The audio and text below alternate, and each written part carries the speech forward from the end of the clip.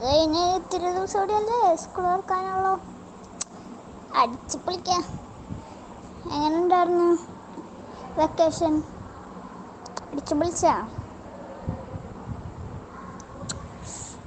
ഇനി വെക്കേഷനായിട്ട് നമുക്ക് ശരിക്കില്ലേ നമ്മളുടെ 3-ാം ക്ലാസ്സിലത്തെ ഫ്രണ്ട്ഷിപ്പ് പോലെ നമുക്ക് 4-ാം ക്ലാസ്സും ഫ്രണ്ട്ഷിപ്പ് 3-ാം ക്ലാസ്സിൽ തന്നെ ഫ്രണ്ട്ഷിപ്പാക്കി പിടിപ്പിച്ച് നിന്ന് നമ്മൾ ഫ്രണ്ട്ഷിപ്പ് നമ്മൾ 5-ാം ക്ലാസ്സിലത്തെ പരീക്ഷ എഴുതണ വരെ നമ്മൾ